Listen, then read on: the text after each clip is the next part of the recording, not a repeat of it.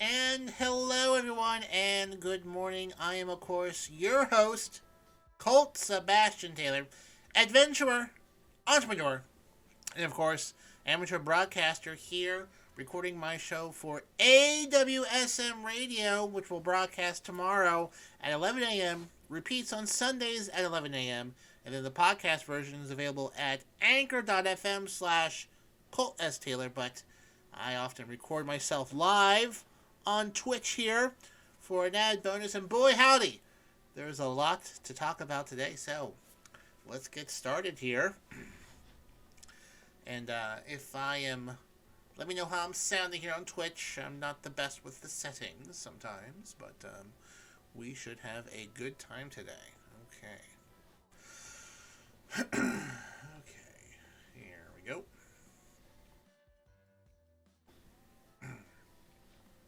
Time to record my opening. Thank you and welcome once again, my friends, to the Saturday Report with me, Colt Sebastian Taylor, adventurer. Off to a great start.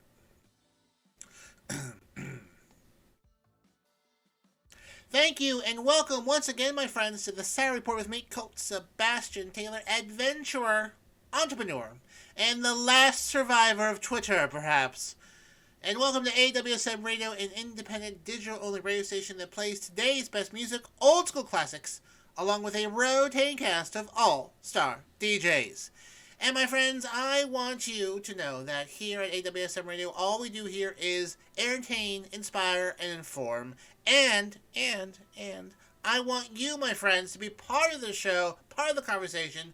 So you can find me on the Instagram, on the Facebook, and as the time of this recording, still on Twitter at Colt S. Taylor, as well as Cameo at Colt S. Taylor, and the podcast version of this show can be heard on Sundays after the rebroadcast at anchor.fm slash Colt S. Taylor. All these details also at the ever rarely updated ColtSebastianTaylor.com. All right, my friends, let's get started with this week's Saturday Report.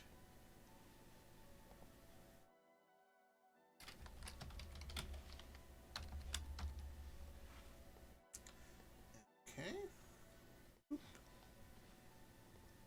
Beep.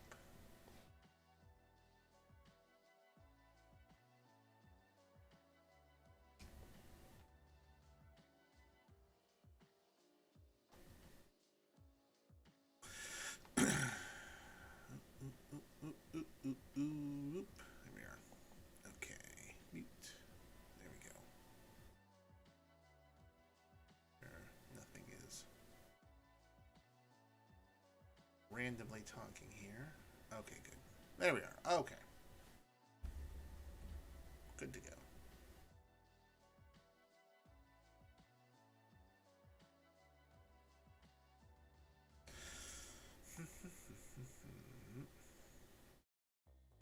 For everyone who is currently watching, be sure to follow this channel for all future updates. Okay.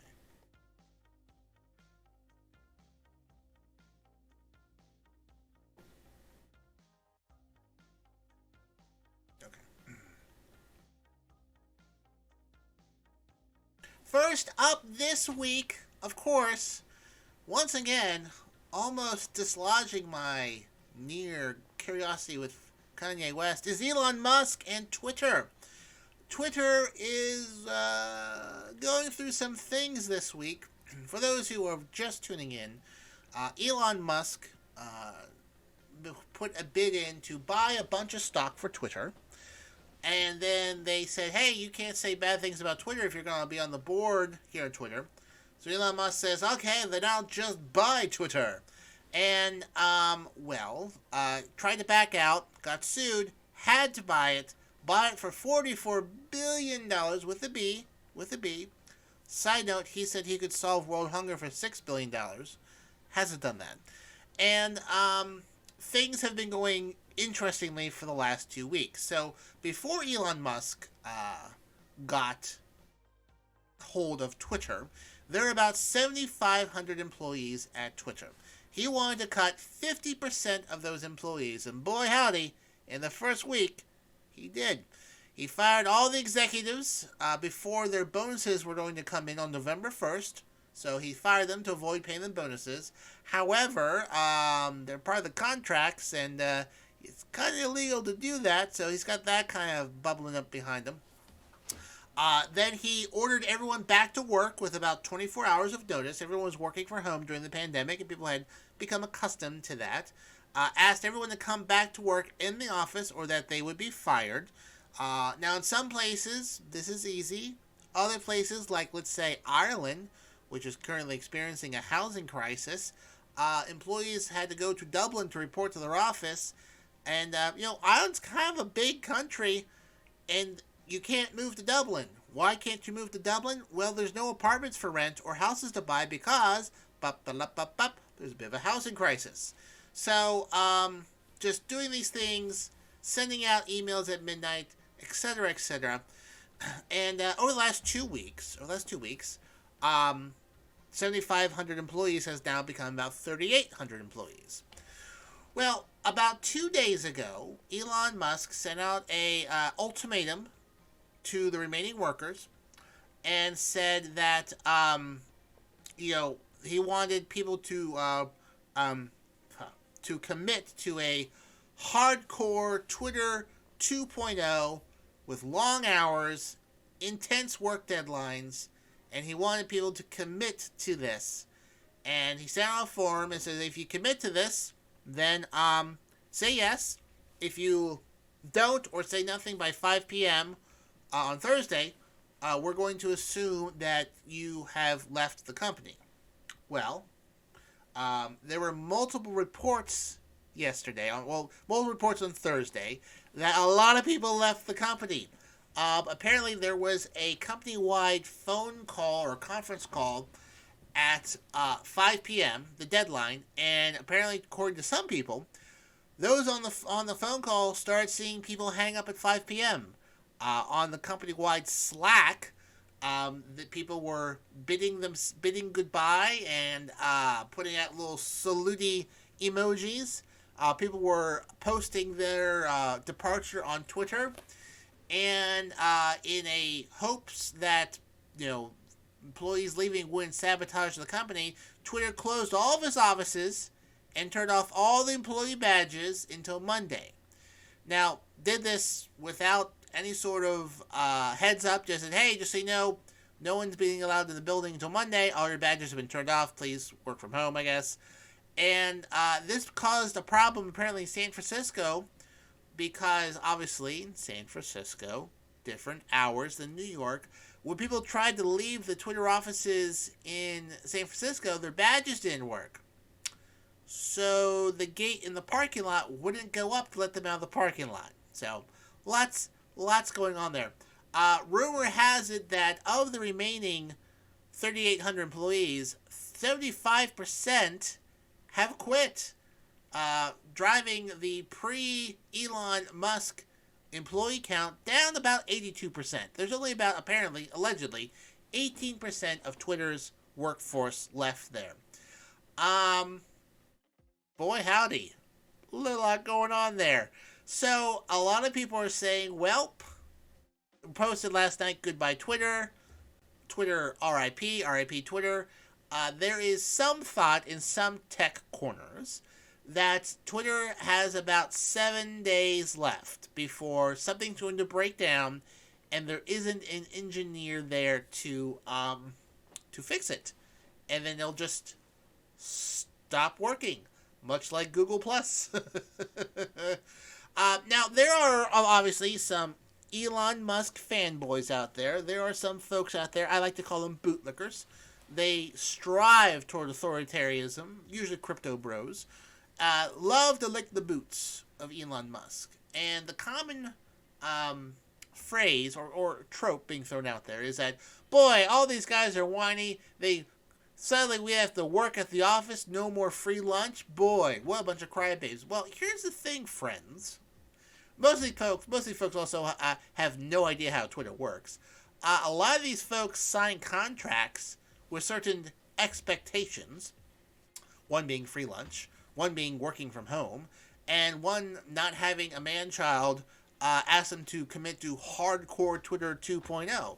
So when presented with that versus 1 or 3 months severance, they said, you know what? I've got a good resume. I think I'll go about my day somewhere else.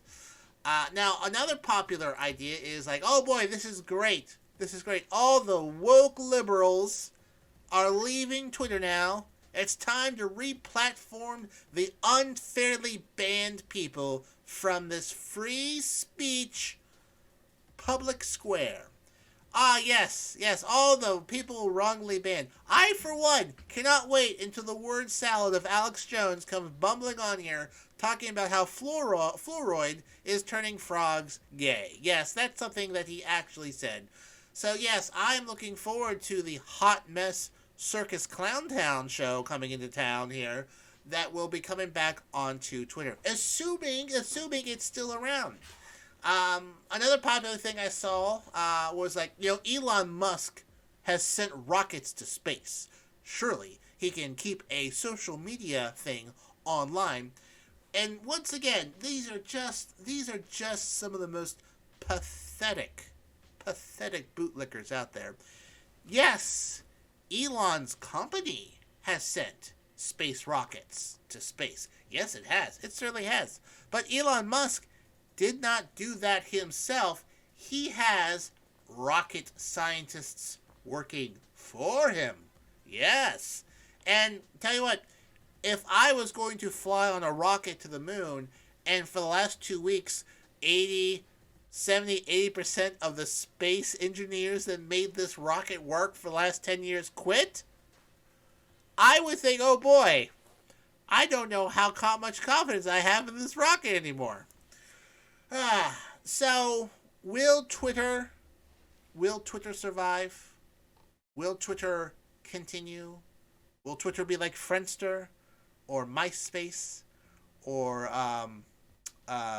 Google Plus? Hard to say. If something breaks and they don't have an engineer there, then it's just gonna break. Now, the employees that do remaining, I do feel for them. The folks remaining, now some of them I'm sure have signed on to Hardcore Twitter 2.0. A lot of those folks are visa holders. They have come from other countries. They've moved here on a visa to work at Twitter. And the way those visas work is if you lose your job, you get deported. So their choices are either staying here in the United States and working for, quote, this is according to Elon Musk's email, to build a breakthrough Twitter 2.0 and succeed in an increasingly competitive world, we need to be extremely hardcore. It's either that or going back home to their country, and they're in a very, very tight spot. A very, very tight spot. It is something else. Now, Elon Musk is making light of this. He says, how do you make a small fortune on social media? Start out with a large one. Okay. It seems like he's losing a lot of money here. But he's bragging that Twitter has seen all-time high usage. I'm sure it has. But that's like saying in 1929, boy, these banks are seeing so many customers here after the Wall Street market crash. Those metrics may not be pointing to positive things. Those could be people showing up to watch a train wreck. Yeah, so we'll see what happens. Maybe it survives, maybe it doesn't. Maybe this is the best thing ever. Ooh, I don't know. I am not an expert, but it's not great. It seems like he might have blown $44 billion. And we're going to see how resilient Twitter is. Maybe it'll be fine. I don't know. But in case it does break down, folks, you can always find me here on AWSM Radio and whatnot. Also, slight note, special shout out to political consultant Rick Wilson, who retweeted me twice for the last 2 days and has blown out my metrics in terms of engagement and link clicking. So my good old pal, Twitter buddy, author of Everything That Trump Touches Dies, Rick Wilson. Follow him. You Google him. He's easily found. Funny guy. Thank you for the retweets. Perhaps the last retweets I will ever get. Okay.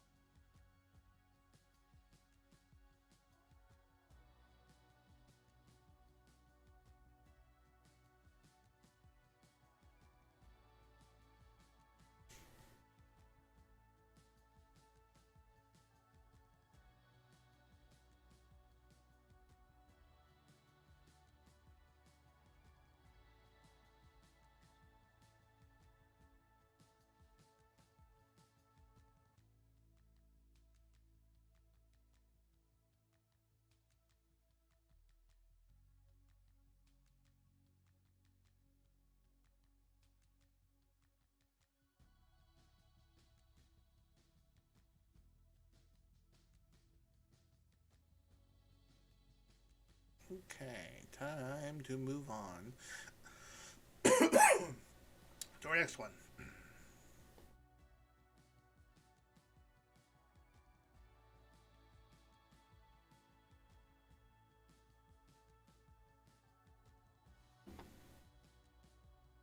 Next up, my friends, Ticketmaster and Taylor Swift. Now, I myself, I'm a Taylor Swift fan.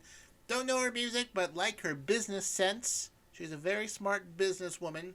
Ticketmaster, I dislike immensely. Ticketmaster is the Hyundai Tucson of ticketing. Yes, Hyundai Tucson, I haven't forgotten about you at all. Ticketmaster is a monopoly, my friends. They control a tremendous amount of tickets, venues, and even some artists. And in my opinion, they need to be broken up, much like Standard Oil or AT&T. Standard Oil being at the start of the 20th century, and AT&T in the late 70s, early 80s, as I recall. But yeah, Ticketmaster controls entirely too much of the ticketing world out there. And this week, boy howdy, was it a disaster. So Taylor Swift, the Eras Tour, tickets are about to go online. Tickets are supposed to be sold to the general public at 10 a.m. on November 18th, but they end up canceling it.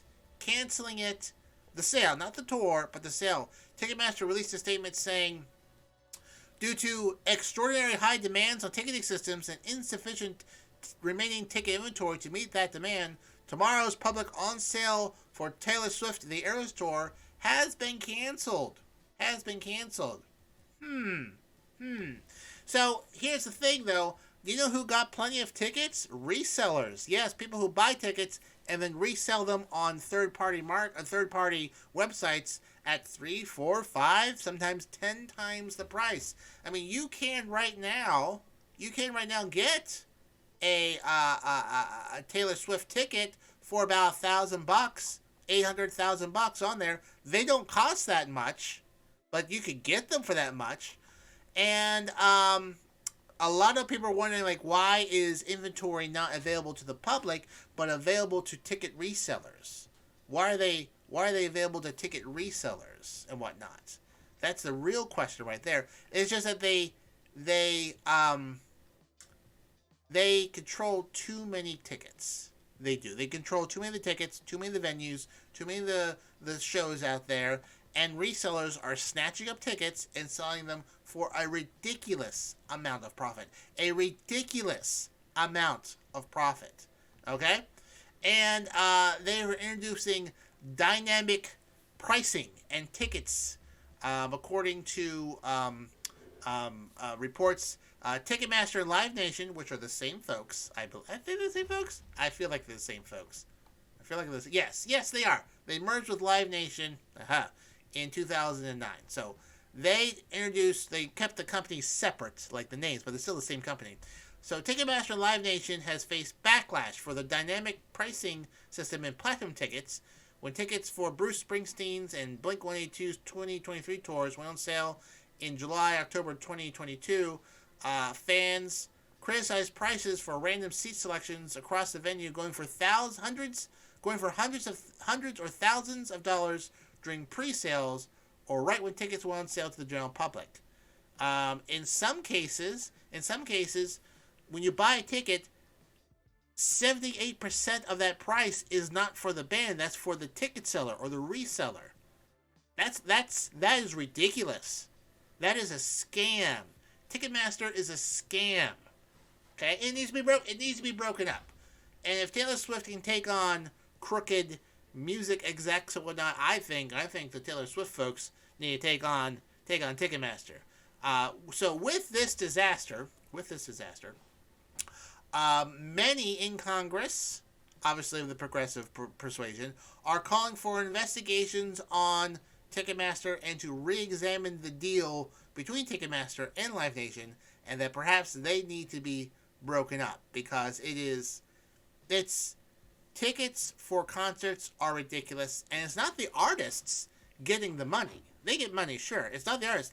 It's these ticket sellers and resellers that are reaping in thousands, hundreds of thousands, millions of dollars every year. Every year. Ticketmaster made $11.9 billion in 2019. Now, it's crazy. It's crazy. Ticketmaster needs to be investigated and broken up because it's weird that all these folks, all these resellers get tickets, then resell them and whatnot. It is unfair to the fans of these artists, and these artists have no control over it at all. In fact, there's evidence apparently that Ticketmaster works with scalpers to drive up costs. So they say they don't, but there's a lot of evidence that perhaps say otherwise. In fact, they're according in 2019, a billboard revealed a strategy by Live Nation, Ticketmaster's parent company, to secretly bypass placing certain tickets for sale on the primary market, instead place them directly in resale sites without giving fans a chance to buy them through normal channels at face value. The company acknowledged it has facilitated the quiet transfer of concert tickets directly into the hands of resellers through the years, though only at the request of the artists involved. I bet. I'm sure the artists are well aware of their fans being completely screwed out and whatnot. So, anyways, that is a disaster. So if you're a Taylor Swift fan out there, I would contact your government representative and put the screws to the Hyundai Tucson of concert venue management, Ticketmaster, and Live Nation.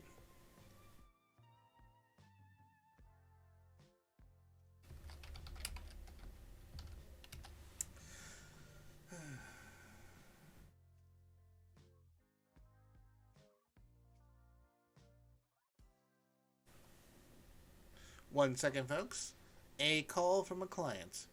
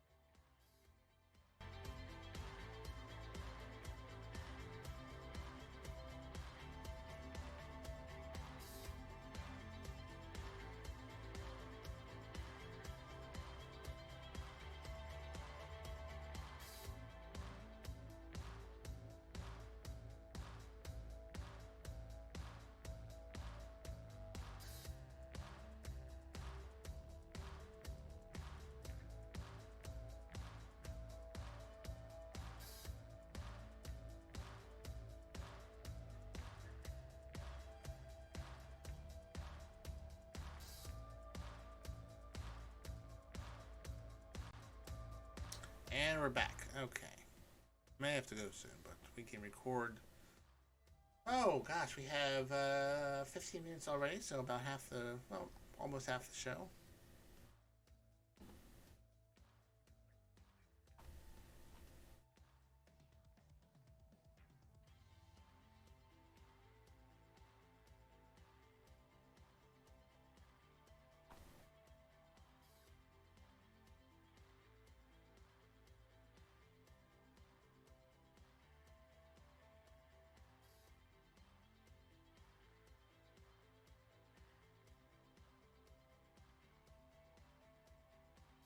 Okay, here we go.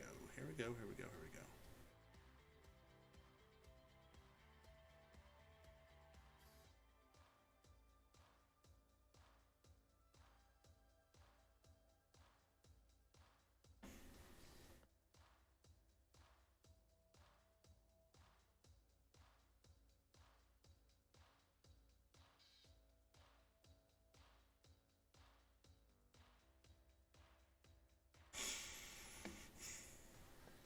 Next, my friends, we go to India. India, where I have many, many listeners over there. Where India has successfully launched its first privately made rocket, the Vikram S. Successfully launched, first privately developed rocket, a milestone in the country's effort to create a commercial space industry and compete at very effective prices. It was launched from the Satish Dhawan Space Center in Sriharikota, an island off the southern Andhra Pradesh state, as part of a mission named Prarambham, the beginning. I am terrible at naming other places. According to the chair of the Indian government agency that coordinates private sector space activities, they said, "I'm happy to announce the successful mission of Mission Prarambham, the beginning." So the rocket weighed about 1,200 pounds and flew to an altitude of 55.6 miles, reached a speed of Mach 5, and carried a 183-pound payload to 62 miles. That's how far it can go. The team had set a target goal of just under 50 miles, a benchmark that some agencies define as a frontier space called the Kármán line, and they reached it. They reached it. Very exciting, very exciting. They expect it to be very competitive. They say the rocket cost 90% less than existing platforms to launch satellites. Experts say they achieved the cost saving by using rocket architecture that can be assembled in less than 72 hours with composite materials, and they plan to launch satellites starting next year. India's unmanned Mars mission in 2014, just for a little bit of information for you, cost $74 million. And it made headlines because it cost less than the movie Gravity, the space movie with Sandra Bullock, cost less than to make that movie, which was an Academy Award-winning film. So the movie about space cost more than India's unmanned Mars mission in 2014. Until now, the state-run Indian Space Research Organization, the ISRO, had a monopoly on launching rockets to India, but they are now pushing very hard to have the private industry also develop some rocket technology. This company is called Skyroot, and the rockets are named after Vikram Sarabhai, an Indian physicist and astronomer considered to be the father of India's space programs and whatnot. So, pretty amazing stuff. The company has raised $64 million so far, have 200 people, and about 100 people have been involved in the maiden launch of this rocket. So, first step to starting the private rocket industry, space industry in India. So, congratulations to my friends over there. Not easy. It's literally rocket science. So as long as the guy in charge of that program doesn't buy Twitter and run into the ground, I expect big things from this program in the years to come.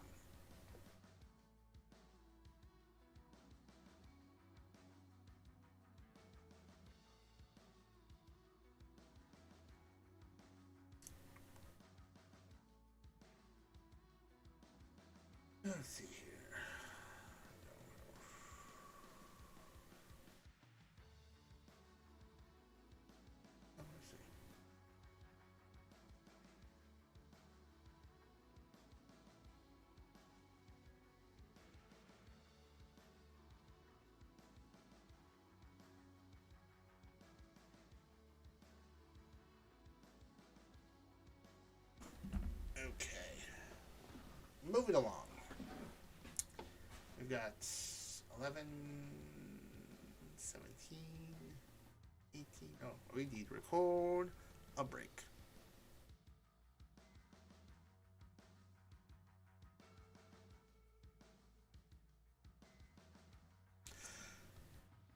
My friends, when India does send a satellite into space, I think they need to play music from my pal DC. Yes, that's the segue, because DC is our in-house DJ here on AWSM Radio, and every Friday night he mixes it up at 9 p.m., smashing it on the ones and twos with his show DC Live in Effect, kicking the beats from South Florida every week. And then on Saturday nights, my friends, he brings his freestyling DJ to the max with House Party Saturdays, giving you all the Miami vibe without actually having to be there. From the top clubs to the bars, DC will bring the party, my friends, to you.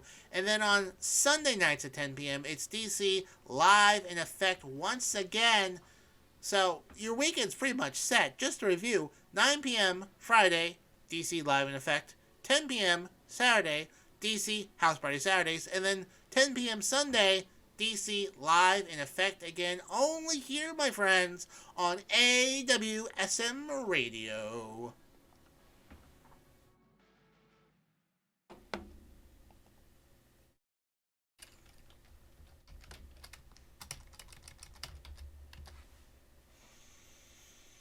Okay, back to stories. Back to stories.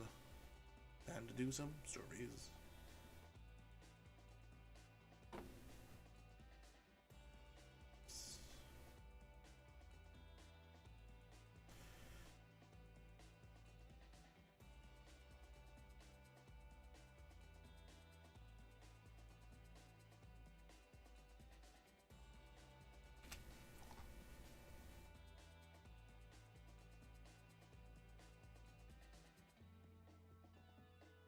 Next, my friends, we go from India to Buffalo, New York. Buffalo, New York, along the coast of Lake Erie.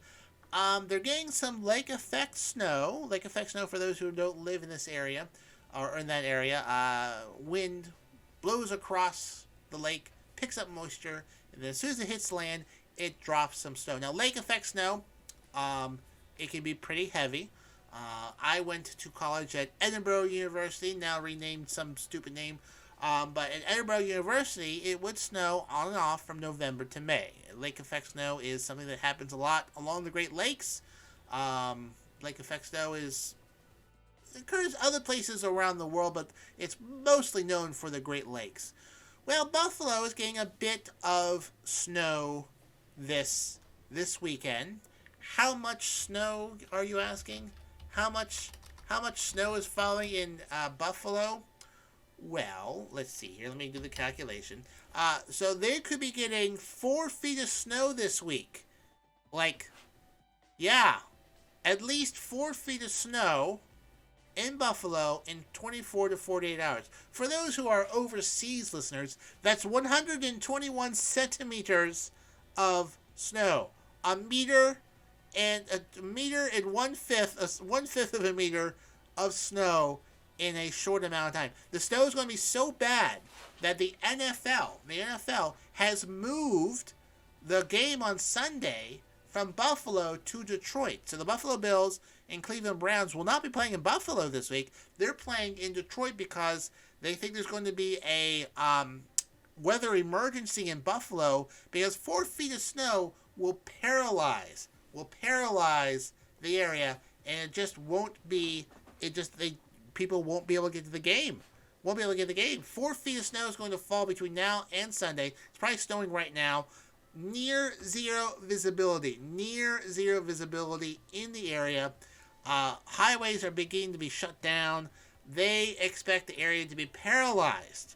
The western part and northern part of New York State paralyzed with snow. As of Friday morning, there's already a foot of snow on the ground. They're expecting at least another 3 feet of snow between now and Sunday. So they had to move the game. One of the biggest snowfalls on record there. Now, the Buffalo Bills, just as a bit of trivia for you, Buffalo Bills were supposed to be playing the Cleveland Browns in Buffalo on Sunday. They moved it to Detroit. The Bills are staying in Detroit because on Thanksgiving this week, they're playing Detroit on Thanksgiving. So the Bills will play back-to-back games in Detroit. It makes the most sense for them to do that. It's a short week for them, so it does help them out a bit. But that is how bad the snow is there.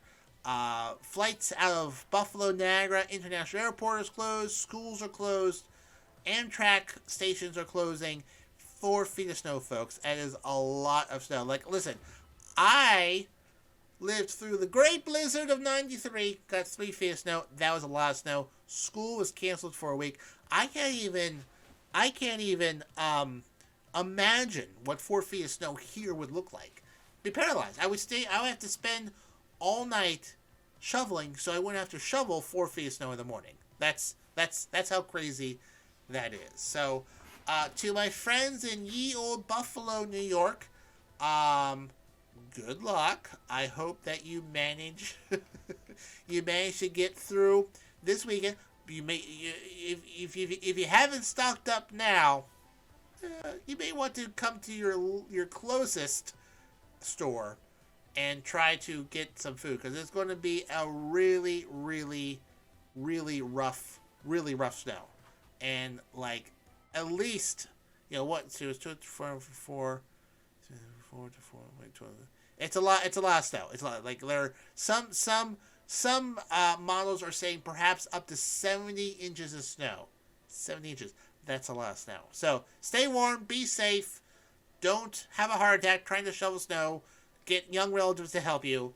But as take a break. Watch the Buffalo Bills game from Detroit. But a lot of snow is coming to Buffalo this weekend.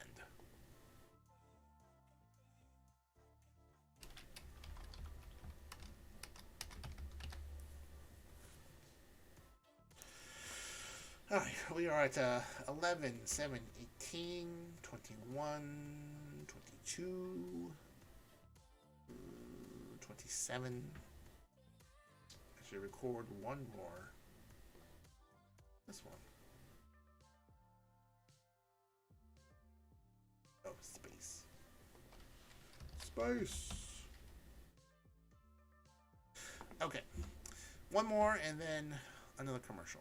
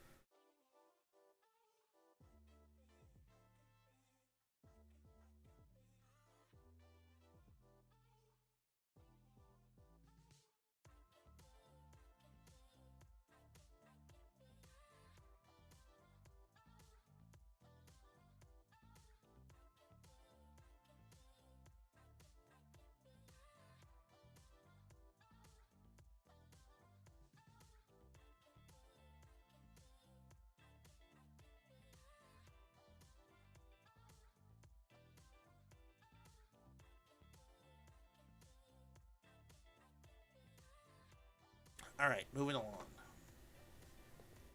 Next up, my friends, we go to Qatar, or Qatar, as it were. So I think I said the word Qatar. This year's World Cup hosts, FIFA, they have decided to ban the sale of beer at the stadiums. Oh, do they know how soccer fans are, or the football around the world? They have decided to ban the sale of beer at stadiums and will now sell only non-alcoholic beer and other beverages at the stadium 2 days before the beginning of the World Cup that gets underway this weekend, I believe. So, depending on when you're hearing this, the World Cup could be already underway. And they decided to ban it 2 days before the start of the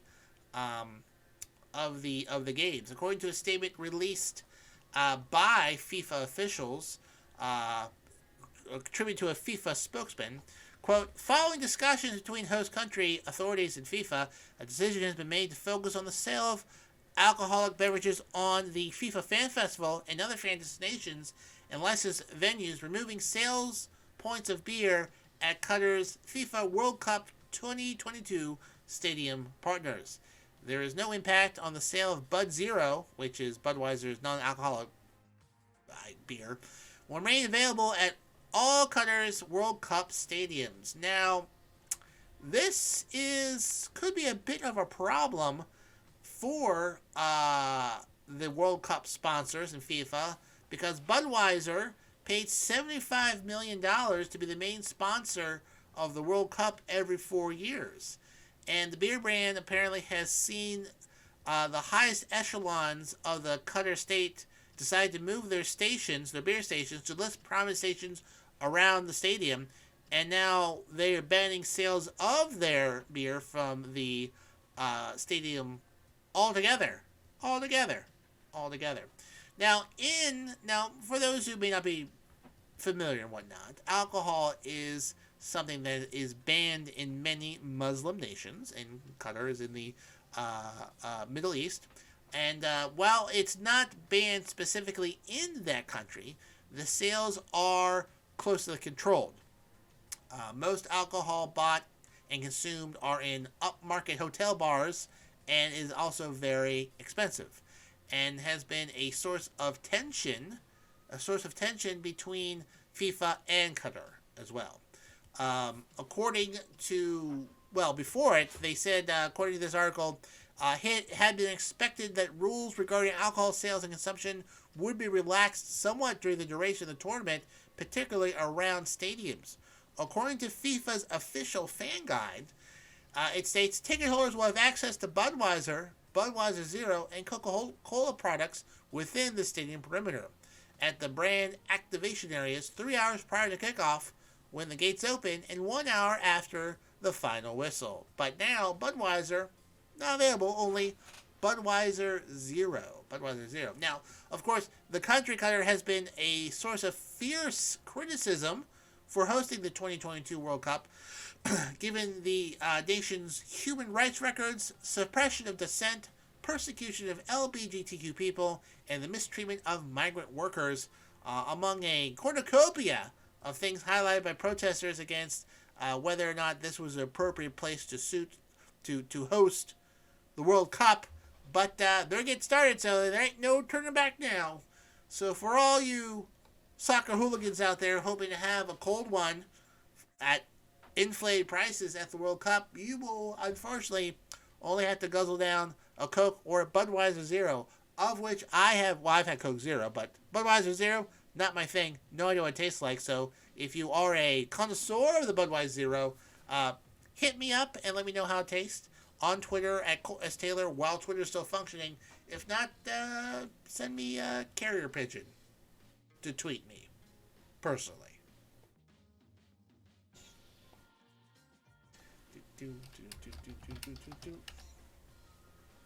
Okay, moving along.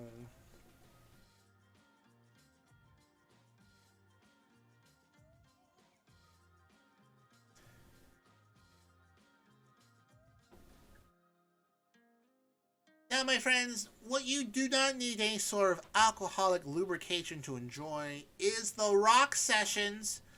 The Rock Sessions is our drive time show here on AWSM Radio, featuring the wonderful, beautiful, lovely Rox, where she will make your evening commute home fun, featuring the hottest music on the charts and some other surprises in between. You can hear this show Monday, Tuesday, Wednesday, Thursday, and Friday from 5 p.m. to 7 p.m., not Saturday or Sunday, that's the weekend. I only wanted to note the difference between weekdays and weekends, because on Friday, Rox texted me saying, "Hey, Colt, I don't have your show. Are you skipping this week?" And then I said, "I'm recording it right now." And then she said, "Oh no, it's Friday, isn't it? I thought it was Saturday." She was 1 day behind. She works so hard for the station, my folks, that she forgot what day of the week it was. So, Rox, thank you for all of your contributions to AWSM Radio, your show, hiring me, which obviously was the best move you could have ever made. And yes, right now, if you're listening to this live, Rox, it is Saturday. Unless it's a repeat, then it's Sunday. Or if you're listening to Anchor.fm, the year is 2024. And the world has been taken over by robots and mutants, and I am leading the resistance outside of Philadelphia. Find me, and we can drive back the evil that's taken over this world. But if you're listening live, it is now Saturday. So, anyways, listen to the Rock Sessions. Great drive home commute show to listen to while you're driving home your commute. That's good words. Monday, Tuesday, Wednesday, Thursday, and Friday, 5 p.m. to 7 p.m. only here, my friends, on AWSM Radio. She did. She called me and said, "Hey, where's your show?" And I said, "It's Friday." Like, "Oh no, it's Friday." All right, how much time do we have here? We have 11. Well, we have 1, 12, 19. 22, 24, 29. Let's go with 33, 35.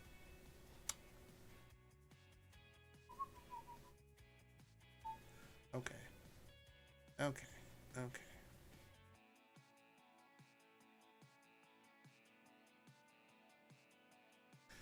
Yeah, a lot going on here.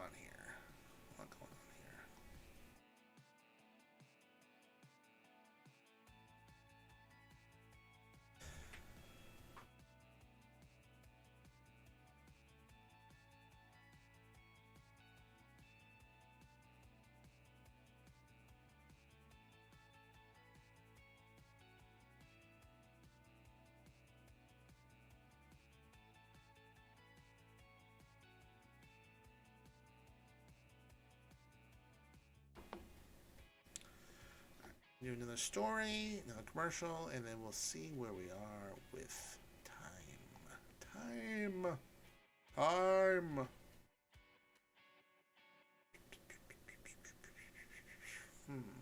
See here.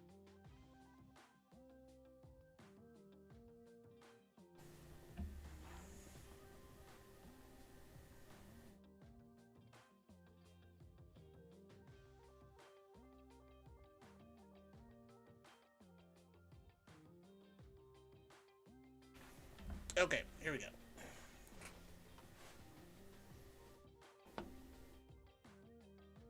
Moving along to New Year's Eve. Yes, it's already. Seems like it comes earlier every year, but it doesn't, my folks. My friend. Damn it. Not my folks. Next up, friends, we go to New Year's Eve. Yes, it's coming. It seems like it comes earlier every year, my friends, but it doesn't. It comes the same time every year, except for leap years when it's a day later. But anyways, New Year's Eve, there's lots of New Year's Eve broadcasts. One of the most wonderful train wrecks. It's on CNN, usually hosted by Anderson Cooper and Andy Cohen. And they usually have a wee bit to drink throughout the broadcast. Then they move on to Don Lemon, and he's usually a hot mess. They drink on New Year's Eve. I enjoy watching myself just for the sheer entertainment factor of it.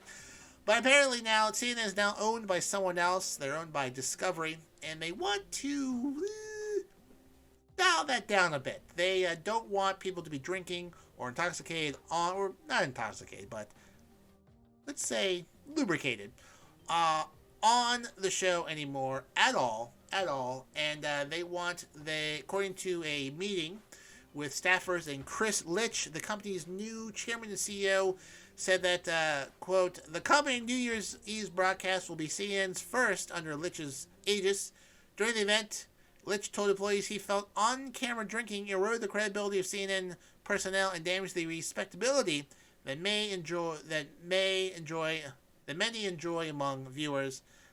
No official word from there, but looks like they'll be dialing back the drinking on there as well. Now, Andy Cohen and Anderson Cooper have been well known for the last half decade of doing shots, drinking, getting a little tipsy. Andy Cohen usually rants about someone or whatnot and calls them out. He yelled at the mayor last year apparently the New York mayor, when it's elected, they're sworn in on New Year's Eve, New Year's Day, just after midnight. I guess it's a thing they do every 4 years. Anyways, he yelled last time at them and they was glad to go. But it looks like they'll be dialing that back a wee bit this year. There's a lot of CNN personnel that are not there anymore. But I would say you should expect a less drinkity CNN there. Which, you know what? Probably not a terrible idea. I can understand wanting to drink for the last 4 years on New Year's Eve. But, perhaps this is a good thing. We shall see. Anderson Cooper's previous host, Kathy Griffin, was booted out after her little photo shoot mishap with a prop. But we'll see how that goes. I will watch. I usually pop in, like to watch them a bit, and should be an interesting evening on New Year's Eve on CNN. A little bit more sober compared to previous years.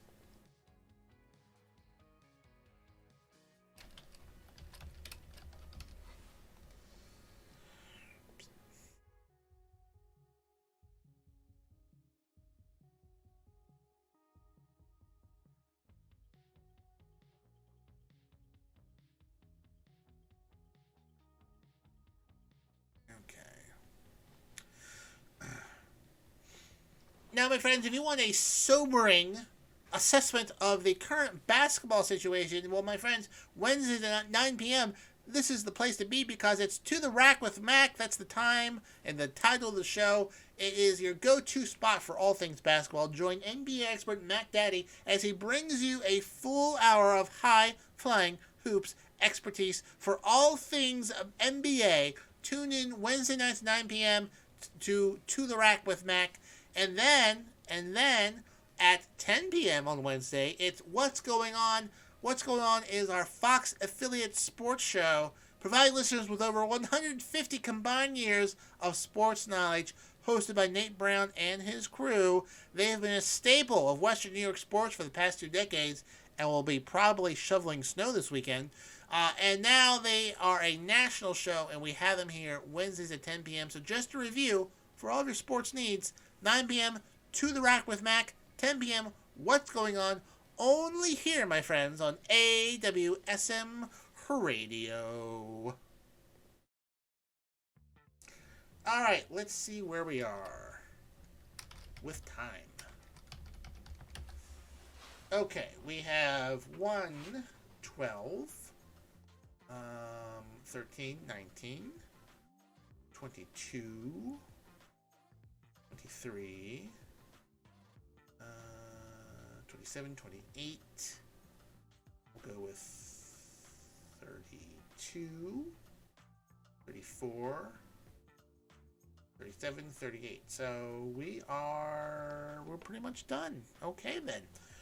All right, then. Well, hey, folks, thank you for joining me here today. For those who did join me, this episode will broadcast tomorrow at 11 a.m. on AWSM Radio, as well as a repeat on Sundays at 11 a.m.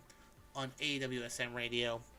I'm going to throw a link into the chat for those who are still here. You can follow me on all of my different things. There you go. Click on that. Got your Twitter. You got your Instagram, as well as the link to the podcast version of this show. So we are going to go off for the evening or for the day today. I might be back later on my other Twitch channel, the Longshots D&D. Link is in there. To do some gaming later tonight. But thank you for joining me. Hope you enjoyed the show. And until next time, we're going to go raid someone. But until next time, I am, of course, your friend, Colt Sebastian Taylor. And I'll see you later.